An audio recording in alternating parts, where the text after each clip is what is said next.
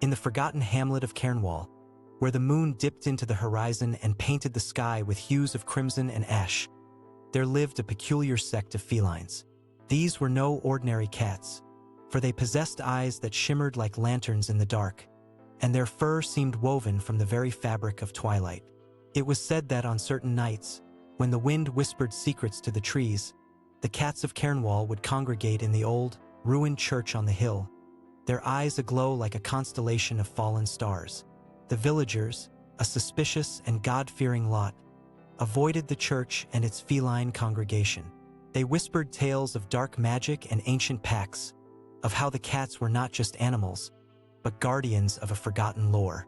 Some claimed to have seen the cats gathered around a great, stone statue of a long-forgotten deity, their eyes fixed upon its face as if in reverence. Others spoke of the cat's unsettling ability to appear and disappear at will, like ghosts born of the shadows themselves.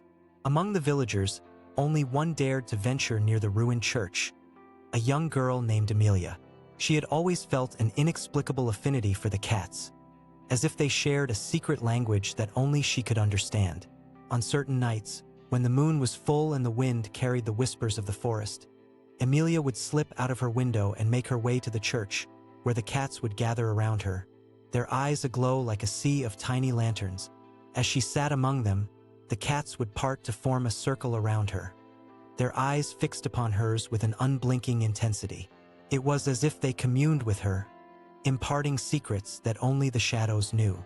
Amelia would listen, entranced, as the wind rustled through the church's shattered panes, and the moon cast an argent glow upon the gathering. One night, as the cats congregated around her, a newcomer appeared among their ranks, a massive, coal-black Tom with eyes that burned like hot coals. His presence commanded the attention of the gathering.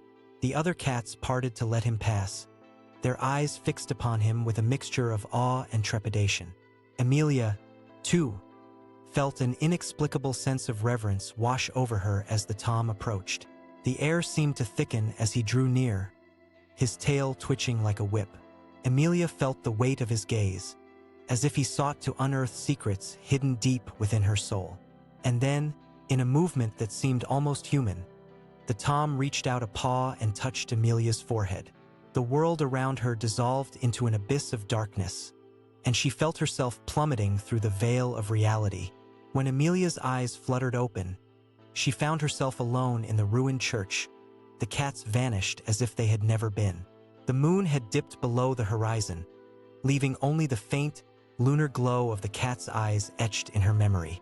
But something had changed within her, as if the Tom's touch had unlocked a secret chamber deep within her mind. And as she made her way back to her village, Amelia felt an unsettling sense that she was no longer alone, that the shadows themselves now walked beside her. The villagers, too, seemed to sense the change in her. They would watch her with a mixture of fascination and trepidation, as if they suspected that Amelia had been chosen for some ancient, mystical purpose.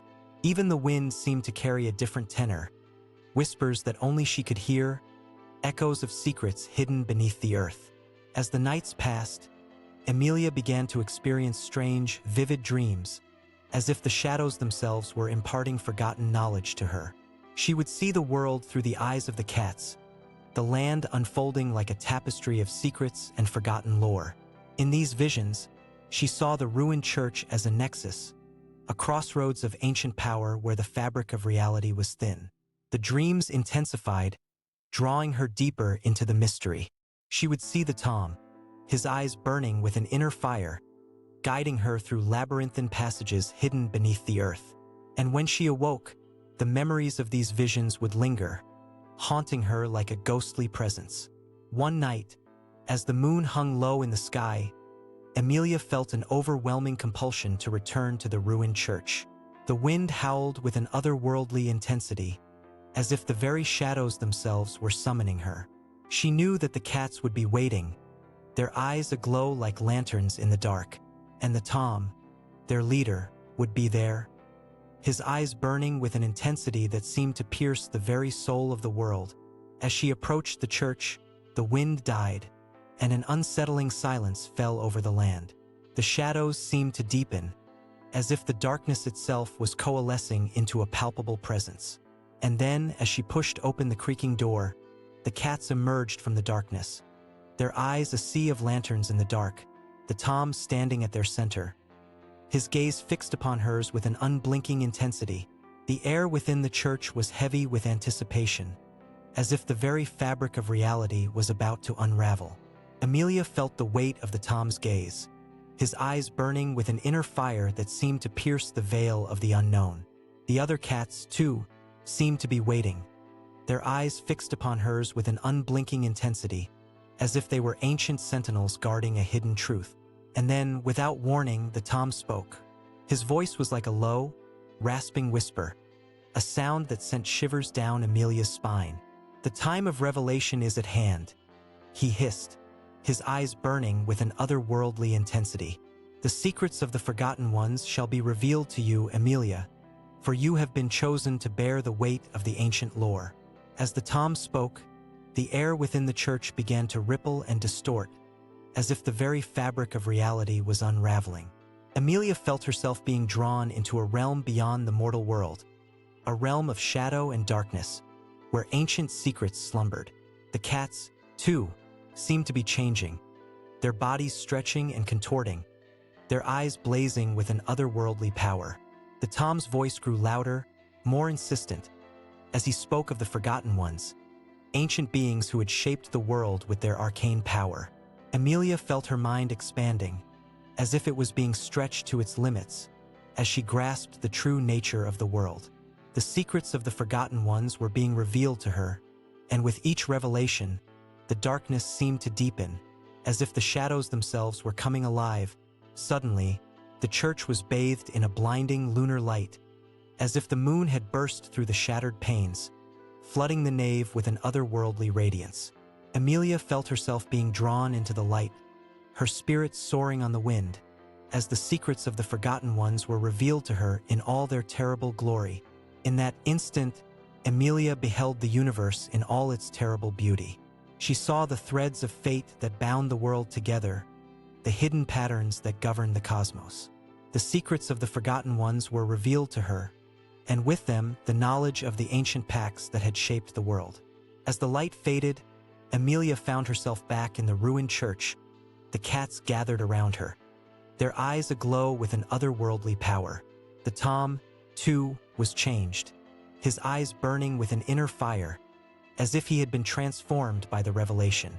"The time of choosing is upon you," the Tom hissed, his voice like a rusty gate. "Will you bear the burden of the ancient lore, Amelia, or will you reject it, and thus reject the fate that has been set before you?" Amelia felt the weight of the secret knowledge within her, like a heavy stone that threatened to crush her. She knew that to accept the burden would mean surrendering to the darkness, embracing the power that lurked in the shadows. To reject it would mean turning her back on the secrets, and thus rejecting the fate that had been set before her. As she hesitated, the cats closed in, their eyes blazing with an otherworldly intensity. The air was heavy with anticipation, as if the very fabric of reality was holding its breath. And in that moment, Amelia knew that her decision would shape the course of destiny, forever altering the balance of power in the world. Suddenly, a faint whisper echoed in her mind, a voice that was both ancient and eternal. "Choose, Amelia," it whispered. "Choose, and thus shape the fate of the world." Amelia's heart raced as she weighed the options before her. The secrets of the Forgotten Ones were tempting, promising power and knowledge beyond her wildest dreams. But at what cost? She thought of the villagers, living in fear of the darkness that lurked in the shadows. She thought of the cats, their eyes aglow with an otherworldly power. And then, with a sense of certainty that surprised her, Amelia made her choice. "I reject the burden," she whispered, her voice barely audible. The cats seemed to recoil, their eyes flashing with anger. The Tom's face twisted in a snarl, his ears flat against his skull. "Foolish mortal," he hissed. "You reject the power that could have been yours." As the cats closed in, their claws extended, Amelia felt a strange sensation wash over her. The air seemed to thicken, the shadows coalescing into a palpable presence. And then, in a burst of darkness, the cats vanished, leaving Emilia alone in the ruined church. The silence that followed was oppressive, as if the very fabric of reality was holding its breath. Emilia knew that she had made a choice that would have far-reaching consequences. She knew that she had turned her back on the power of the Forgotten Ones, and thus rejected the fate that had been set before her. As she stumbled out of the church into the moonlit night, Emilia felt the weight of her decision settling upon her. She knew that she would have to live with the consequences, and that the darkness would always lurk, waiting for her. And yet, as she looked up at the moon, now hanging low in the sky, Emilia felt a sense of liberation wash over her.